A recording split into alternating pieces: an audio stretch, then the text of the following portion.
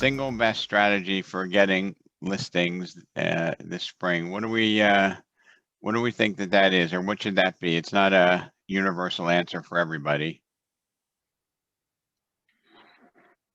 Door knocking for me. Door knocking, I hear. Nobody else has a strategy? Previous clients. Previous clients. That's awesome. Expired's not that many of those, right? Well, I have Connecting a with the suggestion. Go back with expireds from 2 years ago. Okay, going back a little bit longer. Okay, I'm going to mute everybody and then unmute yourself to talk. Okay. All right. So, Robert, you want to just unmute yourself there? And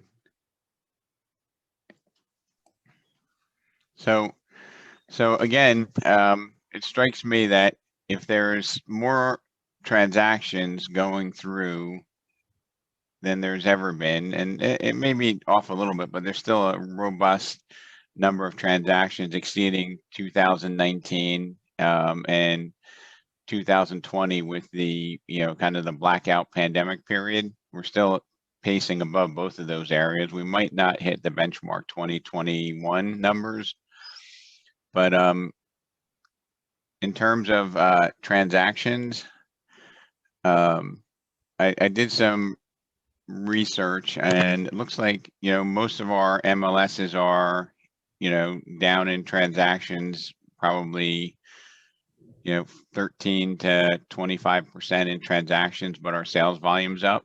And sometimes the numbers kind of trick me a little bit. The sales volumes are not March over March up as much as I would have anticipated. Many of our MLSs we're talking about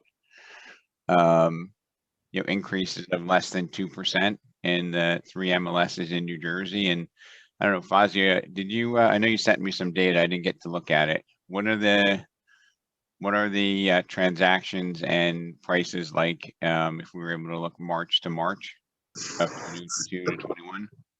So if you were looking at, depending upon which area, so if we were taking Broward County, which encompasses Fort Lauderdale and all the major cities south of Palm Beach County. So last year, we were actually year over year, you're up 16%. And average price point in 2021 for March, townhouse condo was about 210.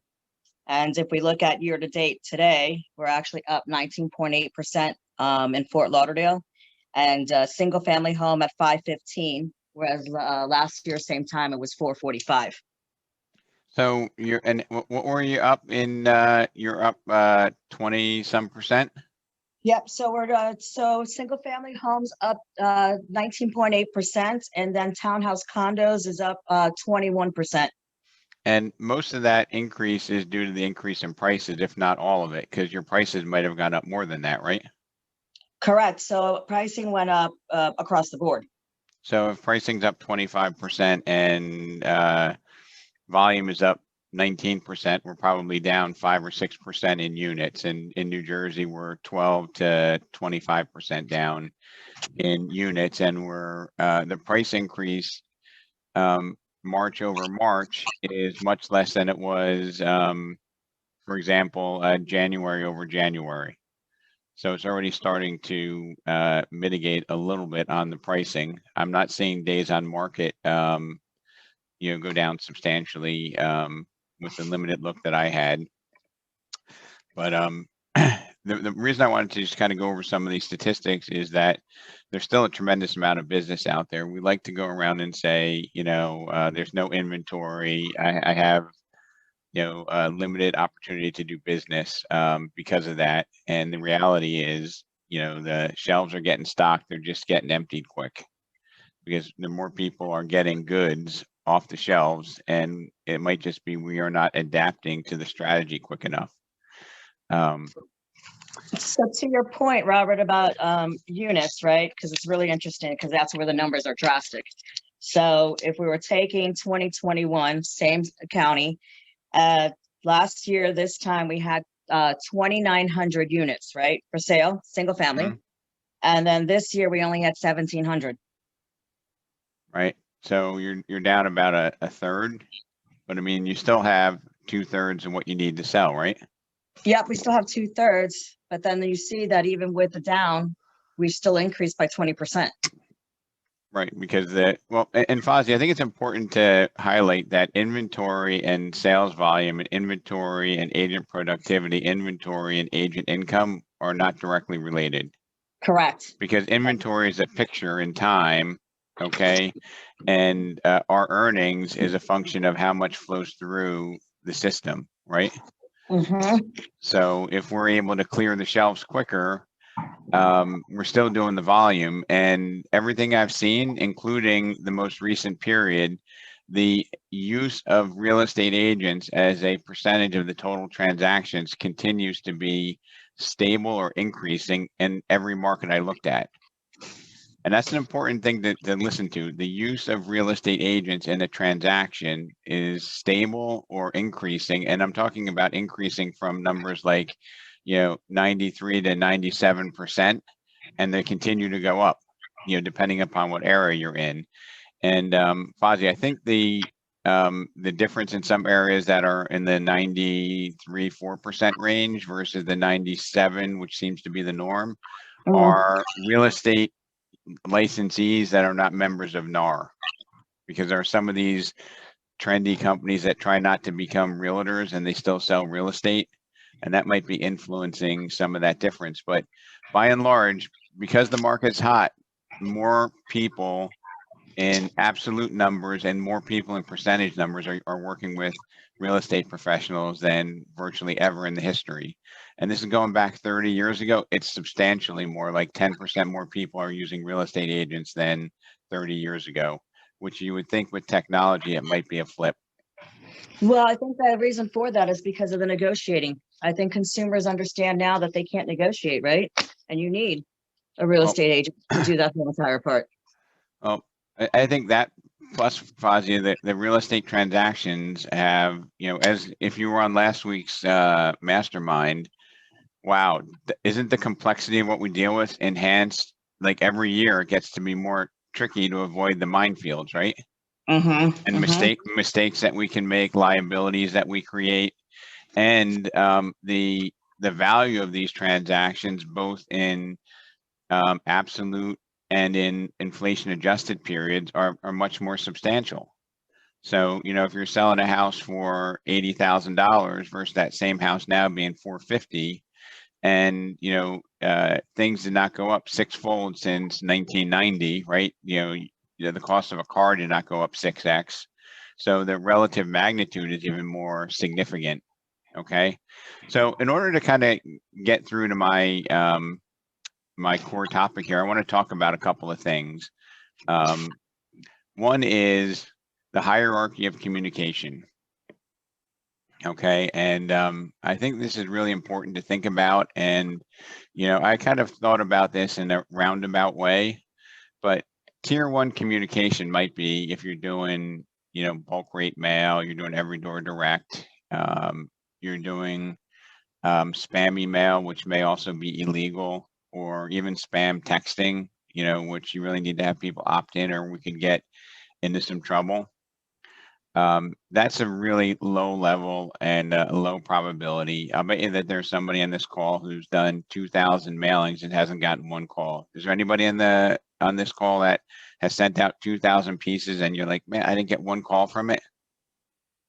Unmute yourself and if you can, and just share with us. Yep, that's me, Lisa Grande.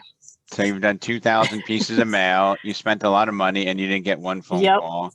That's tier one communication. That's very, very low level. That is more of building a brand, and it's not going to have any direct response, and you need to do it long term, because to do it once is to throw your money in the garbage. Sorry about that, Lisa. Hope you're on the extended path of building brand awareness. Number two is Rob, if I could just make a comment about that, one last thing there, that, mailings are a very long-term play. But I will tell you that there are benefits to doing it if that's your plan. I got called on a listing conversation one time, and I sat down with the people and I asked them, I didn't know them. I said, what made you call me? And she said, oh.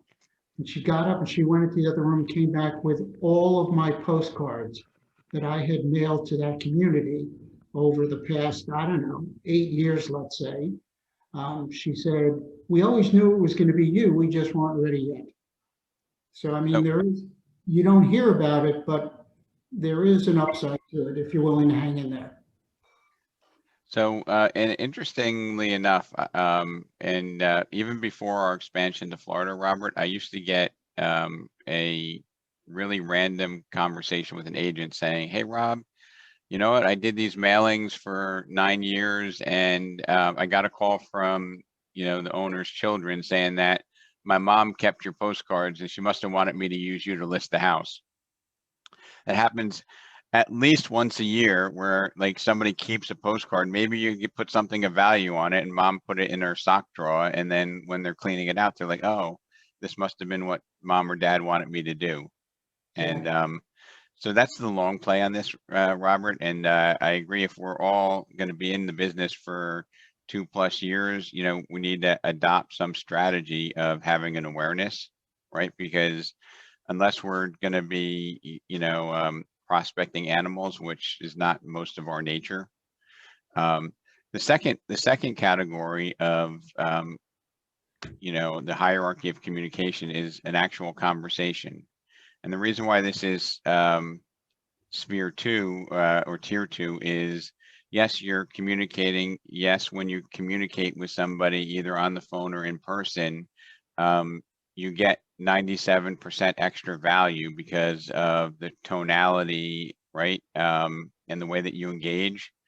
So, a picture is worth 1,000 words. A conversation is worth 1,000 pictures in my mind, because of the tonality component. Now, the trouble to this is sometimes the language is not what we want to hear. Don't ever call me again. Stop calling me. Remove me from your list. But nonetheless, it is a conversation, right? Maybe not one that we really strive to have. I call that tier 2. Okay. Tier 3 is a prospect that has expressed some interest, but we really haven't built rapport. Okay. I mean, it could be an email inquiry about your listing that came off the internet. Has anybody ever got like an email inquiry saying, hey, I'm really interested in your listing at 123 Main Street, and you can never get in touch with them, right? So that's kind of a tier 3. We know somebody has interest, but we really haven't engaged, okay? Tier 4 is a qualified prospect, but perhaps one that's not necessarily committed to us. So I would call this maybe an in-person conversation at an open house where they haven't committed to us, or a Zillow connection lead. And a tier 3 is a Zillow nurture lead, right? And the Zillow nurture lead conversion rate to a Zillow connection lead is probably somewhere between 15 to 70% differential between somebody filling out a long form on Zillow versus them filling out a long form, a rep from Zillow calling them, asking them if they're working with an agent, seeing if they're going to be looking to buy in the next 3 to 6 months, and then creating an online transfer, right? Who on our team is really familiar with the Zillow process? If you want to unmute yourself for a moment. And Robert, do you participate in the David calls like semi-monthly?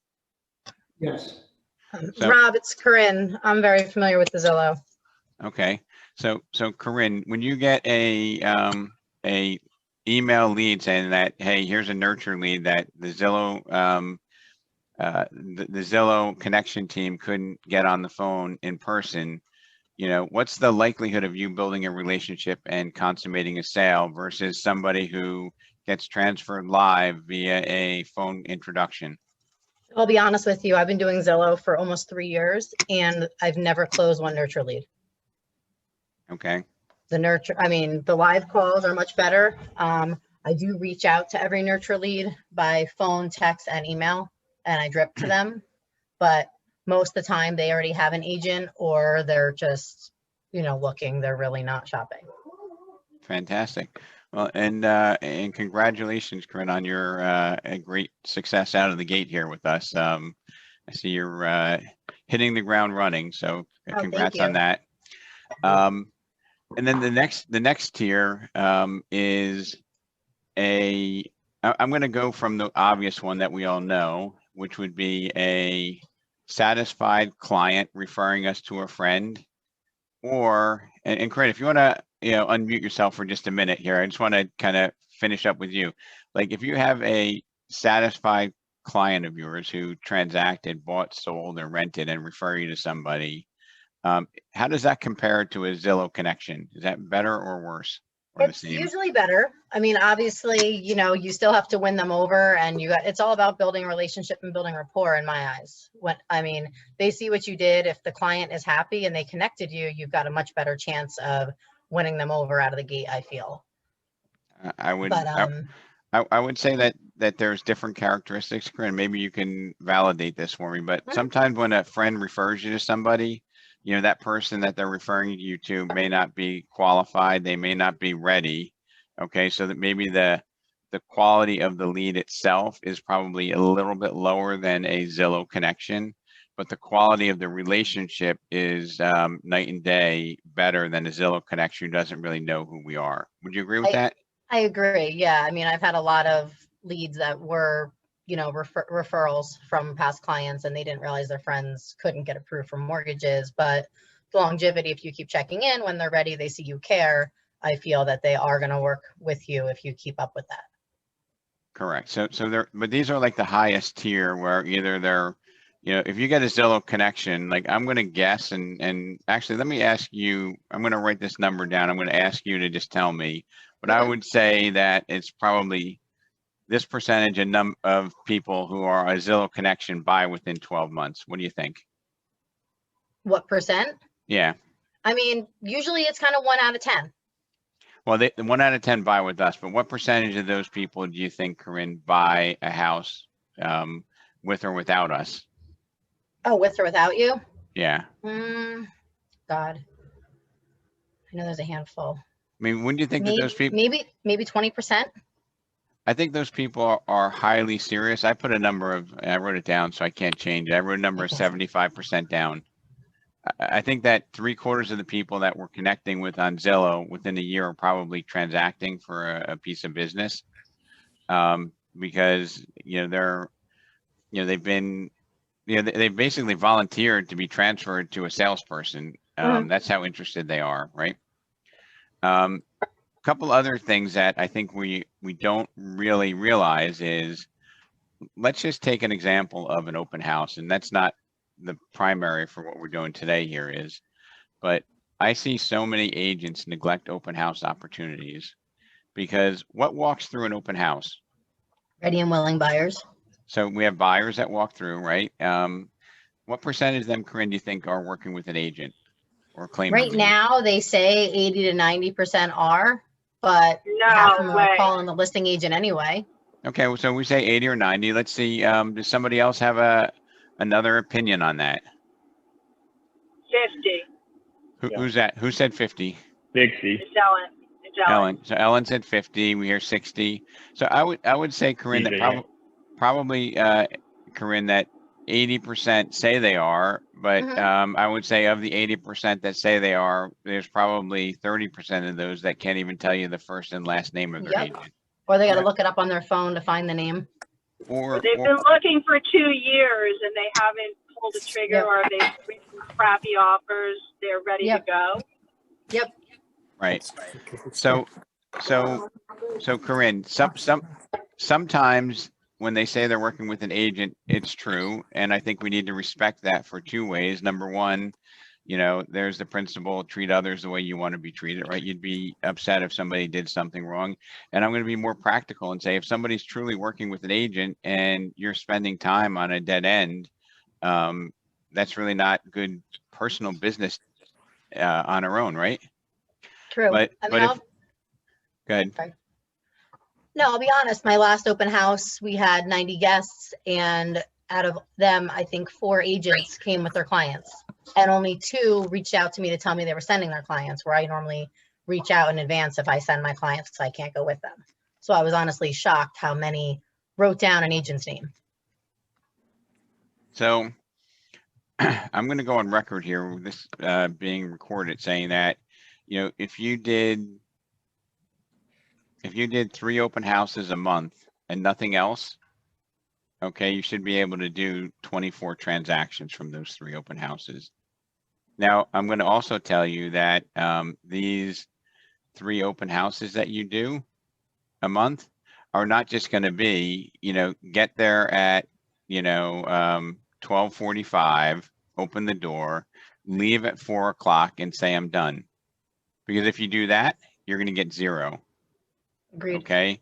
The way that you have to do it is you have to be strategic. And the purpose of this hierarchy of communication, and I'm going to talk with you, Corinne, just because it's a little bit more conversational, is as people enter, you know, through an open house, do we not have them before us where we can read their expressions, we can sense their tonality? Do you have a good sense of if somebody's serious or not when you talk Yes. to them? Right. Yes. And it's not just by what they say, it's the way that they answer, it's the way that they carry themselves. It's that whole persona about how they behave.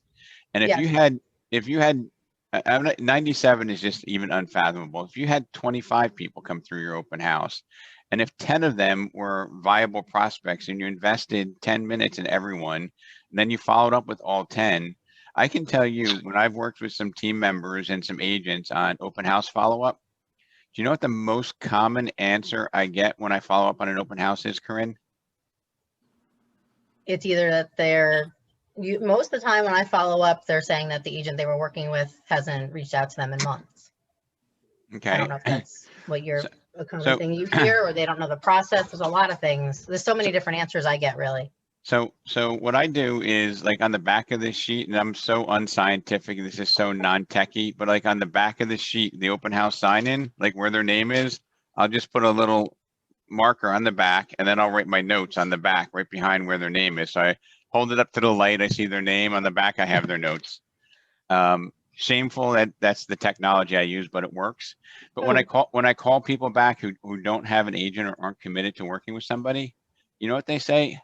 I've been to 19 open houses. You're the first agent that called me back. Yes. How can that be? How can that be? Right, but like we all talk to them and then we drop the ball. Yeah. Okay. And it's serious. And yet, you know, we're going to spend $800 a month for 12 months mailing out 2,000 pieces to get, you know, 6 calls from people who we never met who aren't going to work with us. Yep.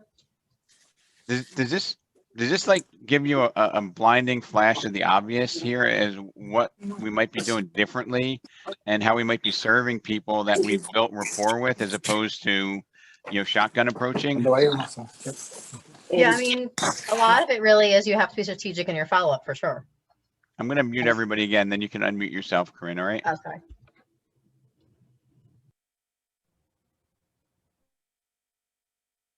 All right. So hopefully There we this go. will be it. Sorry about that. No, I mean, a lot of it is we have to be strategic in our follow-up for sure. And if you're there to build the relationships, you should win in the end. So, So, Corinne, you know, one of the things that helps me focus on just this is that I consider everyone who comes through that door there to interview me, to possibly use me as their agent for either listing their house or helping them find another house. And I feel that with that kind of mindset, I'm much more attentive to them, and it's easier to build a rapport with them. I I couldn't agree. agree I've more. had people come to open houses to see how I worked and then ended up listing with me because they liked how I ran their friends or neighbors open house. A lot shop for agents there. Exactly. Right. So like, Corinne, think about this. Like if you're buying leads, right? And Zillow is probably the highest quality of lead that you can buy. And you have a 1 in 10 chance of converting a online live conversation, which is probably close to the best of the best, Corinne. Congratulations on that. But and also congratulations on knowing your numbers. but think about the value of a person that walks into your open house and you have a conversation with them, and then you can move that conversation forward. Do you think that you can do better than 1 out of 10 with those? Oh, yeah, with open houses. Yes. I've, And you know, is it possible to have 3 open houses and not have, you know, 3 in this environment, not have at least 3 people that fit that category that you can start to work with? per Or open 3 house, open yeah. houses, yeah. Three's a good number per open house that you can build relationships with and end up working with. Right. So if you had 3 people, and I'm going to tell you that if you have a face-to-face encounter with somebody and you selected them out of 30 people in an open house, which would be, you know, more manageable, that quality of that lead is going to be 2x or greater than the Zillow lead. Would you agree with me on that? Yes. And, you know, I want to say, and I don't know the exact numbers, but I want to say like a Zillow connection call is costing us between $400 and $1,200 per call that comes in. Now, if you think about, you know, that, and when you do an open house, if you get 3 leads that are twice as valuable as Zillow, that's a, you know, $4,000 or $5,000 day that you have from doing that open house if you follow up with it, right? In terms of what you'd have to spend to buy and get that. And I still think that when they meet you, it's a completely different experience than when they call you and connect it through Zillow. Well, face-to-face is always going to be your best exposure. 100%. It's the best way to build a relationship. Yep. That's why even with Zillow, the goal isn't about finding out their situation, if they're approved and whatnot. It's getting to meet them as fast as possible to build a relationship and secure them. So coming from somebody who spends, you know, more than 6 figures every month to provide opportunities, you know, I think that, you know, I do that because it provides a plug for people who, you know, want to have business opportunities that, you know, maybe supplement their business, maybe help them out when they're slow, right? And it is expensive, and it's not a money-making venture for Remax Select. However, we have before us the opportunity to get free leads, okay, from doing activities that are higher quality because they're tier 5 communication. They've met with us, we've talked to them. And most importantly, you know, that communication has allowed us to decide if we're a good fit to follow up with them, right? Because we can have conversations with people and, you know, they might be saying, hey, my strategy is I just go to open houses every Sunday for 2 years. I'm going to try to find my house, right? If we try to convert them and say, hey, how's that working for you? You've been doing this for 2 years. The average price of a home's gone up $75,000. You want a different strategy? No. Okay, next. But we have all this right before us. And I don't know, who's familiar? I know Robert just stepped away. Who's familiar with the agent Q from R4? Anybody know of this individual? Yeah, I was explaining a few things to Rob. And I think, Robert, you have an appointment or no? Well, I was sharing my screen with Joe Z, Joe? who has an appointment yet. Okay, so what was Q's strategy, Robert? Chris strategy was the more people I can talk to, the more people I can work with. Right. And he made every attempt that you would imagine in order to come to a face-to-face conversation with people. Yep. Now, Fazia, is Lisa on this morning or no? I guess Fazia's muted. No, I'm muted.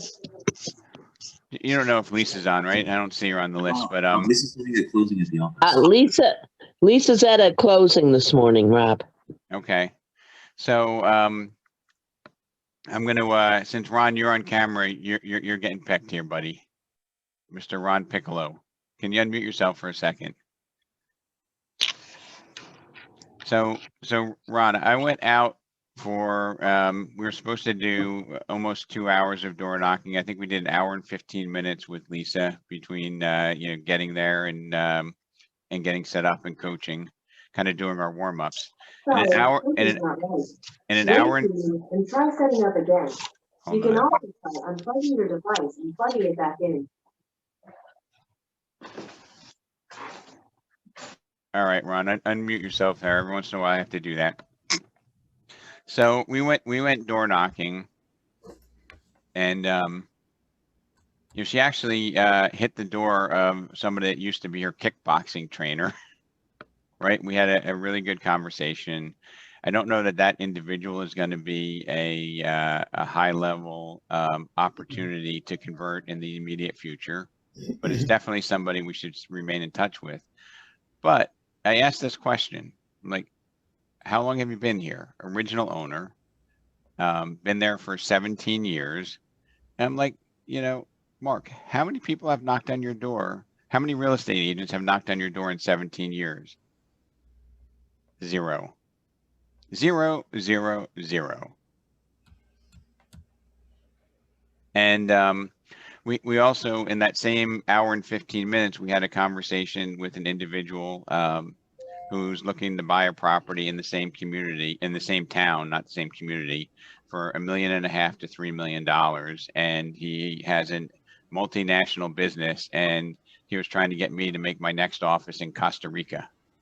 And he wanted to buy a very expensive house, is one of the many he owns in Parkland. That was an hour and 15 minutes of conversation. Now, like, what would you pay for somebody that's looking to buy a $1.5 million to $3 million property in the town that you work, right? Owns 4 other properties, owns them outright, and you spoke with us for 20 minutes. Like, what's the value of that lead, Ron? What would you think? That's a darn good lead. I would probably say the value it's going to be very high at this point, because if he's got that many properties, you're going to probably get him to work with you. I mean, let's just say that maybe it's even a 33% chance that Lisa's the chosen one to sell him that $1.5 million house, which is the low end. $1.5 million sale has got to be what, a $35,000-$40,000 commission? Something like that. 30,000 minimum.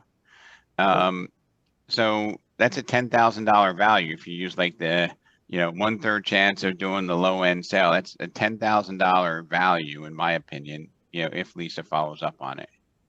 Okay. And we had this great conversation, got his name, phone number, email, history. We learned about what his business was. His business is from South Florida and Costa Rica. And literally he's like, Remax is doing great in Costa Rica. You should open up an office there.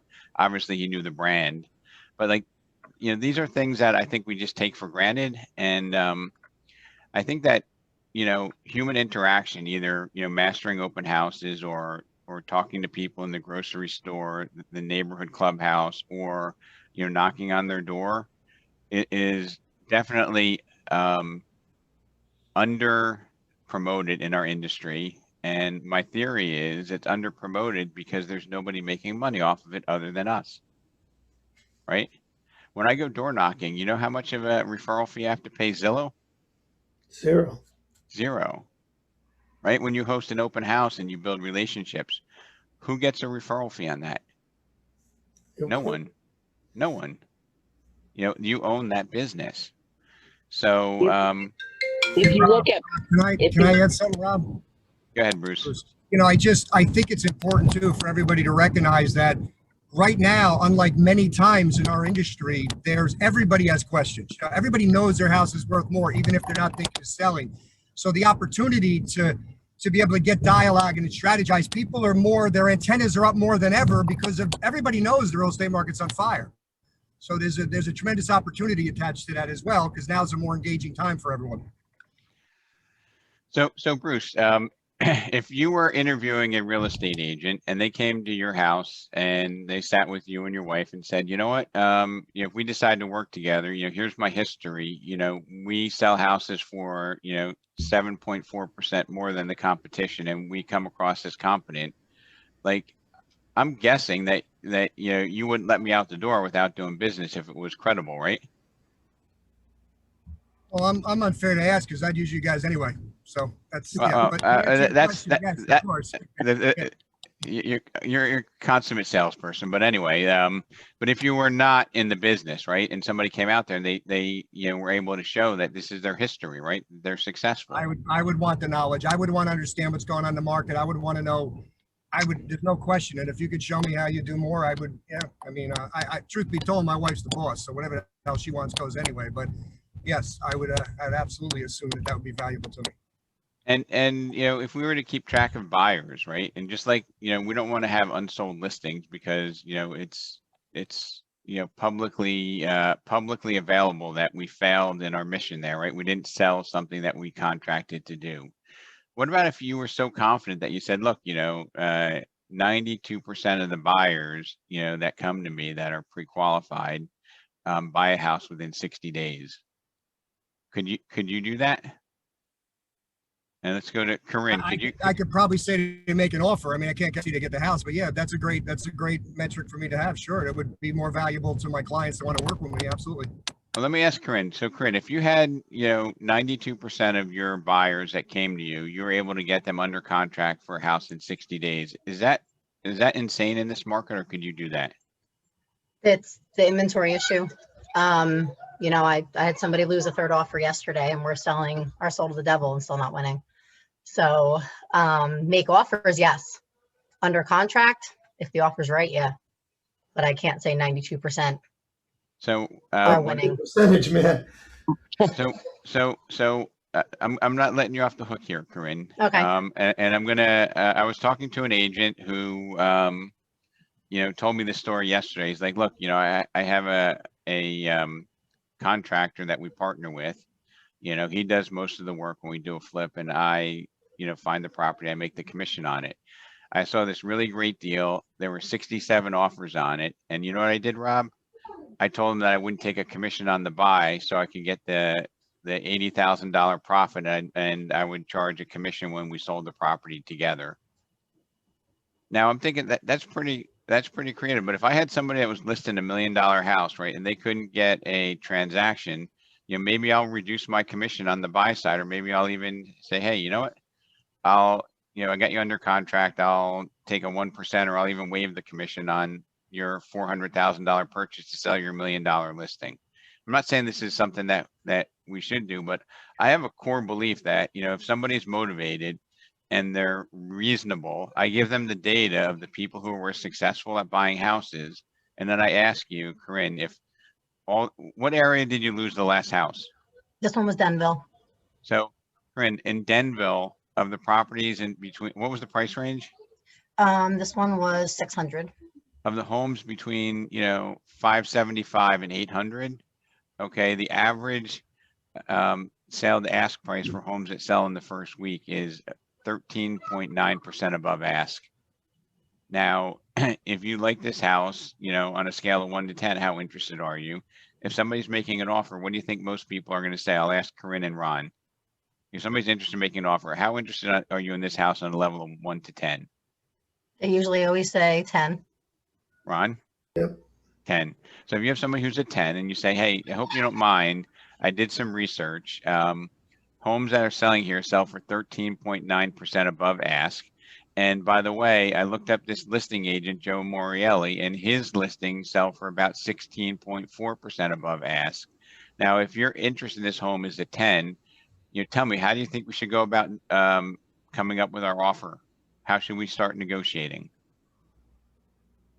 What do you think that person that says it's a 10 is gonna say? Most of the time when I show them how much above ask houses are going, some get scared off. And if they're really serious, then they'll make, they will go to the number that we suggest. And then we normally reduce our terms as well. So that's getting scared off is a, how would I put this? This is a team event when somebody gets scared off. Okay, Corinne, because it's some of it falls on us and some of it is the nature of the person. But I think we underestimate our influence in getting people to a comfort level in navigating through the market. And Rob, I use a term, this is Glenn, sorry. I use a term, I say to them how underpriced the home is. I don't let them think that I'm paying 100 grand over. I tell them, look, this agent priced this thing way below what the market value is, and you need to come to this price to win it at its value. Yep. Yeah. I mean, I feel what most of us are educating our buyers that houses are priced below the market value right now. And they're doing it on purpose. I don't know. We went for a listing appointment yet last night. The house values in the neighborhood are somewhere around 599. This guy wanted 675. So in order to, So hold on, I gotta mute everybody because I'm hearing every other word from you, Ron. I'm sorry. You gotta unmute yourself after this. Go ahead, buddy. okay, well, like he said, underpriced. I mean, I can't tell a seller that because I'd be lying to him because the market value is 99 and he wanted 675. So he kept asking me, I says, well, you're at the top of your market. You know, you should be somewhere in the low sixes. So in order for him to find a buyer for that property, that buyer has to have cash because it's never going to appraise for 675. If it appraises for 630 or 625, that buyer has to come up with 50 grand. To find a buyer for that house that has some extra cash, or this house will never close. So you know, I think being honest with a buyer and a seller, I think most people can understand it if we approach that properly. Okay, and if I'm hearing, because you still were a little bit echoey, you're saying that the house is worth 620 and he wants to list it for 675. Is that right? Yes. And you know, I'd say, you know, look, if we decide to work together, you know, when we get offers, it's not just going to be price, Mr. Piccolo. It's also going to be terms. Who's willing to waive part of the appraisal? Because I think that, you know, systemically, it's going to likely underappraise, and that's something that if we decide to work together, I'm going to be your champion for, right? And then I would talk to them about, hey, you know what, Ron, if we listed this property for, you know, 615, okay, which is a couple thousand below what it would likely appraise for, what do you think might happen? Well, he's going to get multiple offers. I tried that tactic on him last night about the market value, auction value, the lottery, and that type of thing. But, you know, they were pretty, the wife wanted to list it at 700. And he said, well, I think 675. I said, well, yeah, I was trying to tell him that, you know, maybe 649 would be a better price. And that even was high. I mean, the house was definitely nice. But in our market, it'd probably sell in 2 or 3 days. But again, you know, we got to deal with the appraisal if we get a financing buyer, and they got to have cash. Otherwise, it's a moot point. Right. So, you agree, Bruce? Yeah, you know, I really, it's a really good point, Rob. I don't necessarily disagree, but if you have a buyer, you know, one of the things that I think is there is actually a slight silver lining to rates increasing so much. The slight silver lining to rates increasing so much. I mean, literally every 400,000 we borrow right now is about 700 more a month. And the slight benefit to that is that never in the history of our country, when inflation has not been in check, when they've raised interest rates to fight inflation, never in the history of our country, ever. I could show you scales from the beginning of time that rates didn't plummet and drop after inflation got in check. So the narrative we're putting on it now for people, which is tangible, and we could give them, every Finance America person here has tools to give them documentation to show, you know, listen, if you buy this house now, and instead of letting them, say you're looking at a $500,000 home, instead of letting it go up 10% this year, which is going to be $50,000, if you buy this house now and you pay PMI or you pay that $700 more a month, the refinance opportunity will be there.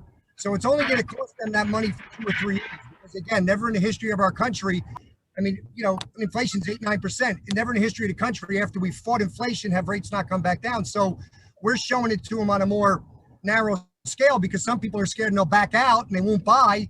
But in reality, when they get back in next year, that 500 house is now 550. So they're kind of fighting themselves. So I'm not suggesting you're not right, but I'm saying there is a narrative that we can give them as a partner to say, hey, and there's some people that get it. There are some people that are sharp enough to say, look, if I'm putting 20% down, I have 15% under appraisal to play with because I can do 95% financing. And there are people that are willing to do that because when rates come down, they'll get out of it. I mean, not everybody. I mean, some people don't want to deal with it, but I think when they're educated and we could show them tangible evidence, they feel a lot more comfortable with it. I like that angle. Yeah, and Rob, a really interesting point is that I've never had a house underappraised that I didn't know was going to underappraise, right? So if I'm appropriately running comps and I make an offer or I put a house on the market I know is over its asking price, I know I'm looking for that appraisal waiver, right? So, and I'm going to get the most from my client. And probably half of the sales in the last 2 months have been that way, well past what the market is. I told them that we were going out above what the appraisal would come in at. And if you know that, then did you really underappraise, or did you market the house, in the best possible way for the best possible dollars for that person? So I think it's case by case and market by market. If there's nothing in a price band, have at it. Put the price at an aggressive price and win your client the most money they can and get the appraisal waiver. But I think it's a matter of doing the work on each individual house, each individual market, and saying this won't appraise, because I haven't had a house not appraised in 3 years. But the reason why is because on the buy side, I run comps just like I'm running them on the sell side.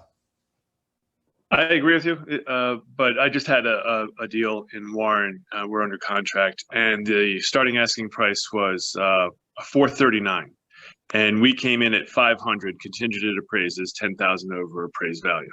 It appraised at 505. The numbers were not telling me 505. The numbers were telling me at the most 450. So it appraised 50,000 over what the market was saying in Warren. So the recent sales and the recent inflation of value over the past years has affected everyone's decision. He came in at a very low starting price, and it appraised 5,000 over our offer. So we made out, and it doesn't happen. But just like you said, it's market to market. Every single region is different. Every single area and every single house is different. Neighborhoods are different. So, and I think you have to check the market constantly. I was working with Lisa yesterday on her new listing, and when she started with this listing was a month ago, little more than a month ago, and she was going to price it at $975. When we went back and checked the comps, that particular market had gone up 25,000 in 1 month. So she was really pricing it way below the market. It should have been at $1 million or more. Did the seller go for that 900? No, they were. We lost you. They wanted more. Colleen, you have to unmute yourself. They wanted more than $1 million for it? No.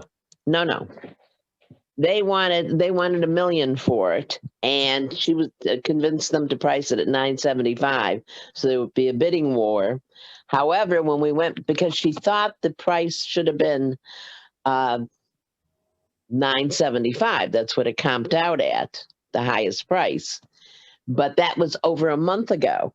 So when she redid the comps again, the comps were at $1.1 million to $1.2 million. And guys, we're seeing that with the over sale price that you guys are having. It just follows suit. If you're paying, as they close, the prices go up. Right. Yeah. Every month, the appraised values are going up. There's no doubt. Exactly. But it just depends on the area. It depends on the location. Like the area I'm talking about yesterday, there's very few houses. I think there's one house for sale in there. Everything else is sold, and so it's hard to find comps, higher than 675. But I understand where it just different subdivisions, different areas they're all different. So you have to kind of know the area that you're working in. So Ron, well, you want to be close to value. Can you guys hear me or no? Yeah, we hear you. Okay, so we have now 8 minutes, and I just want to go through. I think it was an excellent conversation on how we can't assume that things will underappraise, which goes toward working with buyers. And I had I think it was about a month ago, we did the buyer conversation, And my belief is that if you work with a buyer for 60 days that's qualified and motivated, that we should be closing 92% of them under contract in 60 days. And half the battle is our own mindset. And the other half of the battle is sharing strategies and choosing who we work with. So I'm going to leave it at that because I got to go through this. This is really kind of the meat of what we're talking about here. And I think open houses and door knocking, where you have the tier 5 communication, where you're talking to somebody in person, you can read their body language, you can engage with them based upon their facial and body responses to your conversation, is totally underestimated here. And if you're to look at it like an accountant and look at what the value of a lead is, like Lisa had with that person that wants to buy $1.5 million to 3 million, owns 4 houses, it's almost it's almost like it should be illegal to go and get that amount of leads in that short period of time, right? And I thought it was lucky, but it's not luck. And I wish Lisa were on the call, because one time she slipped and used the word buy or sell, and the reaction was harsh. Like the door was slamming in her face. Do you know anyone in the community looking to buy or sell that I could help? The body language was harsh. So I'm going to go through this rocket time. Door knocking made easy. And I'm going to tell anybody that you should talk to your manager. And if you're willing to do 3 open houses and all the activities around it per month, which is not that much, right?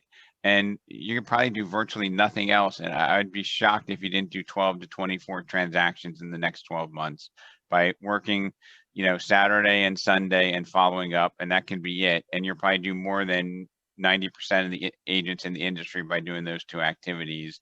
And if anybody wants to take me up on that, I'll give you 4 days off during the week. You do these activities and you'll probably make 24 sales in your marketplace. But door Rob, knocking, you're right. You're right on point. I'm going to be really quick.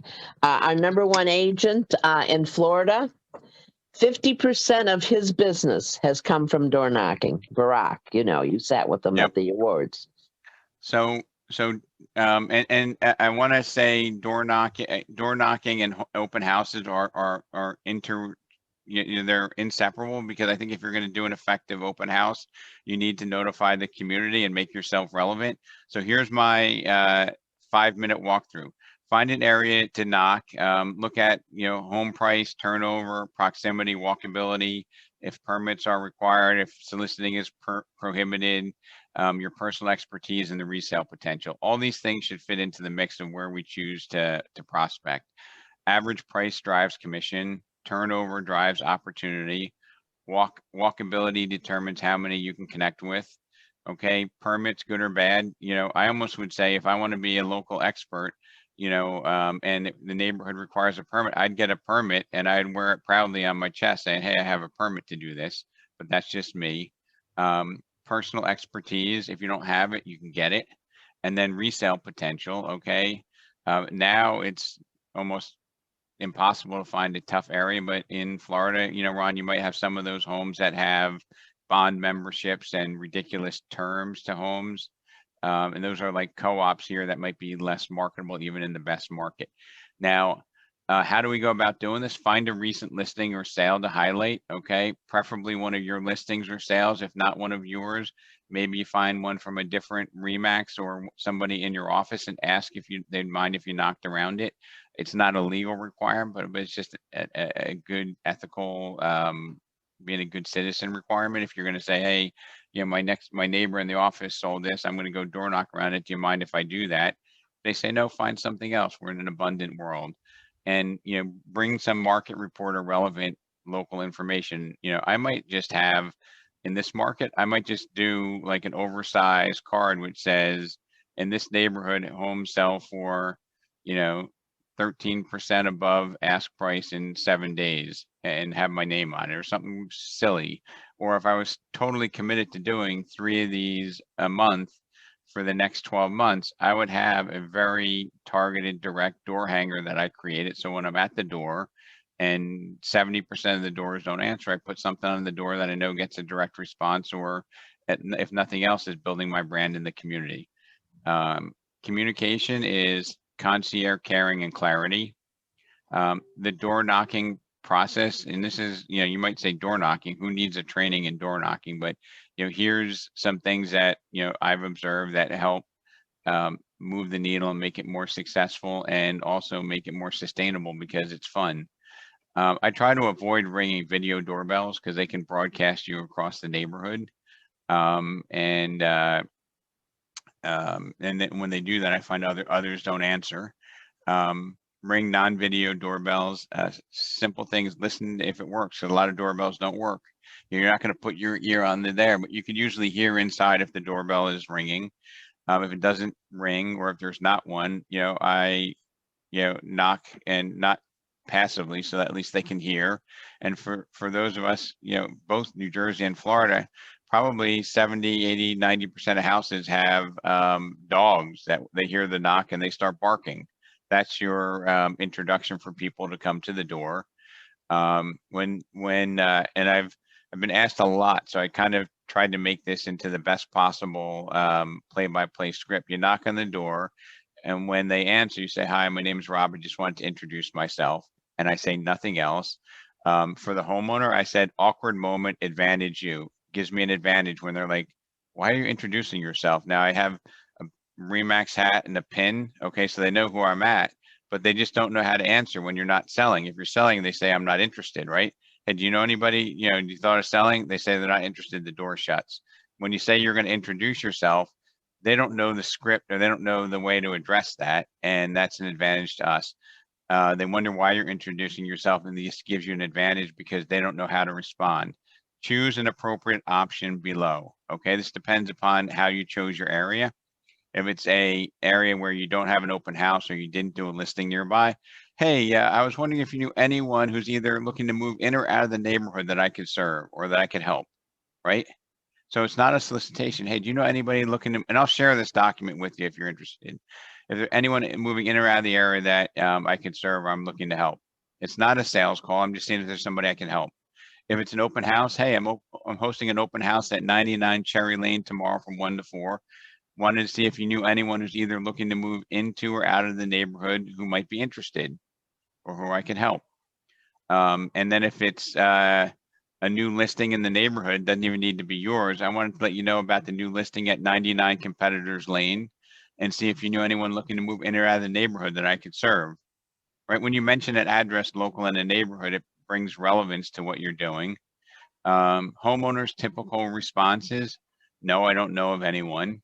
That's probably the most common. "I don't know anyone for this neighborhood, but I have a friend, family member, or coworker looking in blah, blah, blah area. Can you help them buy or sell?" That's very common. Yes, you know, sometimes people, yes, and they'll get out and point to 3 houses, say this person's getting a divorce, this person's spouse passed away, this lady was transferred. It happens. If you knock for 2 hours, you'll get multiple people who will give you information on neighbors who are looking to move.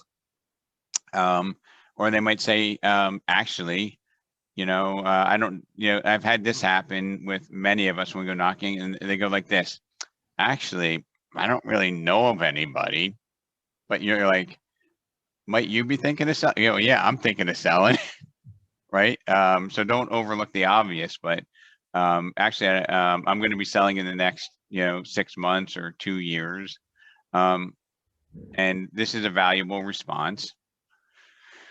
And if they give you opportunities, you continue to build rapport. If they say no, that's fine as well. You just say, "Hey, again, my name is Rob. What's your first name?" "Hey, Glenn, nice to meet you. If you don't mind me asking, Glenn, how long have you been here?" You know, they'll give you an answer. You know, I've not gotten anybody say, "None of your effing business," even in New Jersey. They still tell me, "I've been here 9 years, 8 years, 13 years," right? Sometimes they get this one in red, which is, "I don't own, I rent," right? Which is also valuable. If it's true, you can say, "Hey, I have a client looking to move here. You know, what do you like best about living in the area?" Right?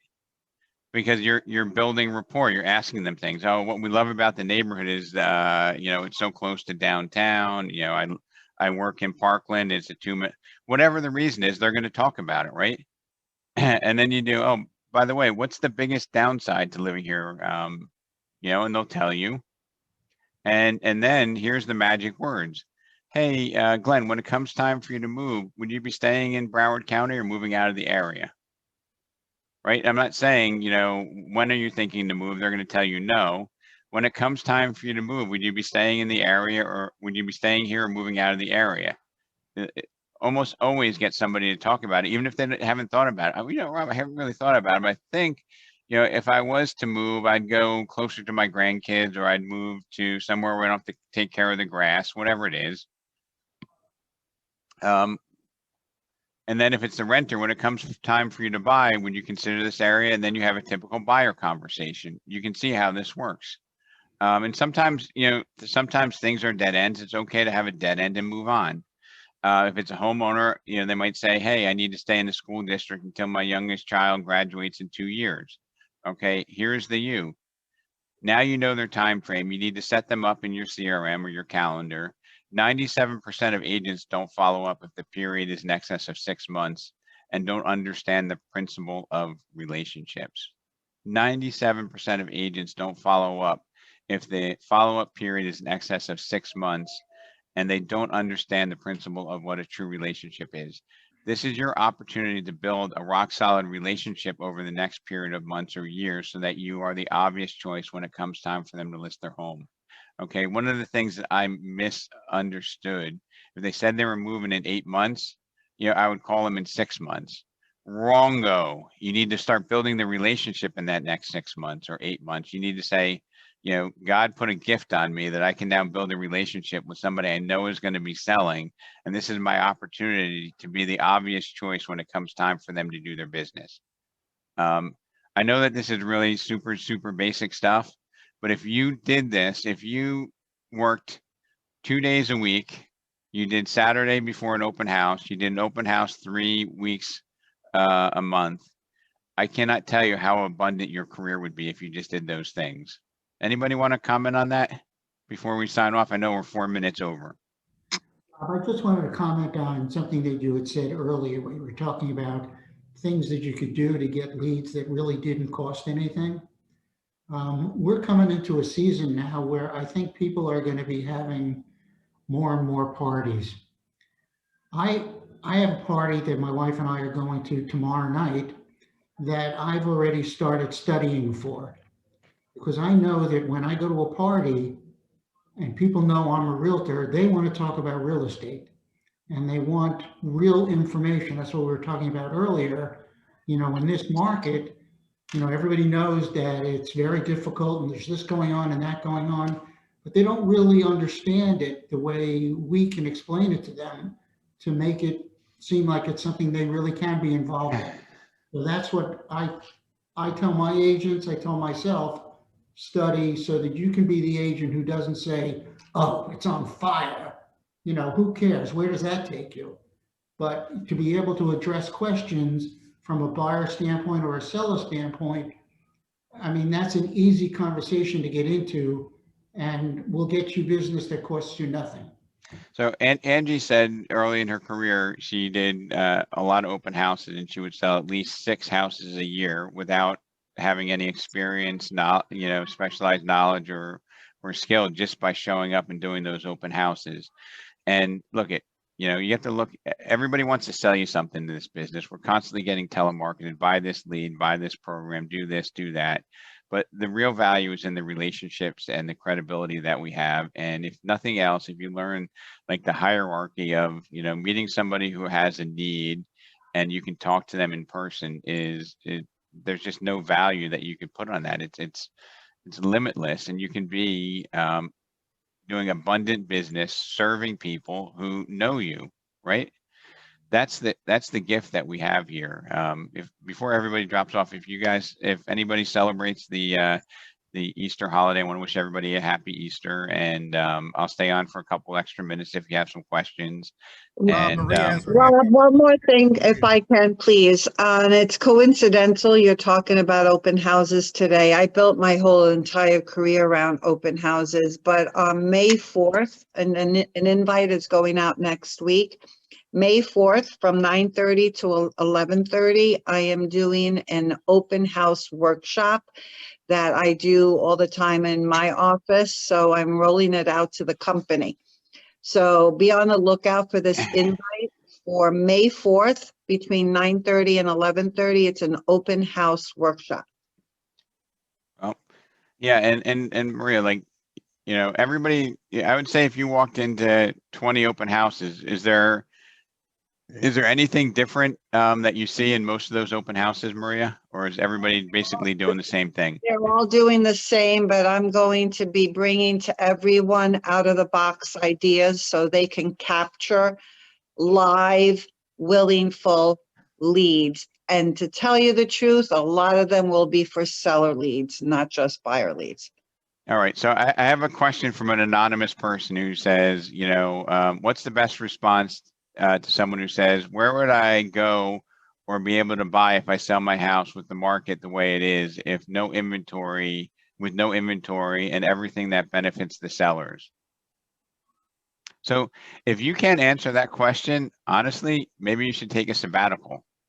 And I don't mean to be disrespectful, but if you are concerned about finding somebody a house, if you have the right strategy to buy a house, will you be successful in buying a house, Maria? Yes, I would. Corinne, if you have a buyer that has the right, understands the market and has a specific need, and part of understanding the market is that they need to bid aggressively, will you be able to get them a house? Of course. And if you hesitate in the way you answer that question, will anybody ever list with you? Nope. No. Nobody's going to work with you if you can't answer that, right? Hey, look, Corinne, if you're committed to buying a house, you know, we can have a discussion. I can show you the 7 strategies to being a successful bidder in a home, and we can discuss how we can go about doing that. Okay, it is a seller's market, but there are strategies that can help you succeed in this market, which is why, you know, if we decided to work together, you know, you'd certainly be a successful home buyer. So, you know, whoever put that question out there, I know we're frustrated with the lack of inventory. I get it. Okay. But you know what? If the market completely flips, right? I'm going to give you a news flash. Most of us haven't been in the business, you know, more than half of us on this call haven't been in the business in 2008. Okay. 2008, you know, if you had a buyer come, you're like, oh my God, a buyer, you know, and you can go out and show them 52 houses and they can negotiate on all of them. Got news for you. That's annoying, really annoying. And if you get a listing in that time frame, guess what? It's likely to expire. That's annoying. So you got to love the market you're in. You got to be passionate about it. And I'm passionate. Like if I put you in front of me, I'm going to invest my time. I'm going to give you a strategy to win, both on listing and on buying. And please, please, if they say, where am I going to go? That is not a problem. You know, if you want to talk about moving, we can have a meeting. I can share with you how I can get 92% of my home buyers under contract within 60 days. And you know what? You ought to strive to have that statistic. You ought to own that statistic. Because I believe that if I qualify my buyers and say, you know what, this is where the market is. You know, if you want to be successful, what strategy do we need to use? Instead of pounding in their head, you need to overpay or you need to pay over ask. That's not a positive feeling for somebody buying a house, right? You know, we need to get you a strategy so that you can be a successful buyer in a market that's appreciating at 1% a month, which means in 12 months, you know, you'll be glad that you were the successful bidder. If you paid 1% or 2 more to be that successful bidder in 4 months, you're positive. If this is not the market that's comfortable for you, let's get back to, let's work at another time and you move on, because we live in a world of what, Robert? Abundance. So please, like, you know, if they say, if I sell my house, where am I going to go? You need to have an answer for that. And you need to have a fluid answer, because people are buying houses. Last year, more houses sold than ever. They're on the market less. The inventory levels have been lower than ever. But you can find somebody to buy a house. You go back to the webinar posted 4 weeks ago or 3 weeks ago on how to get offers accepted.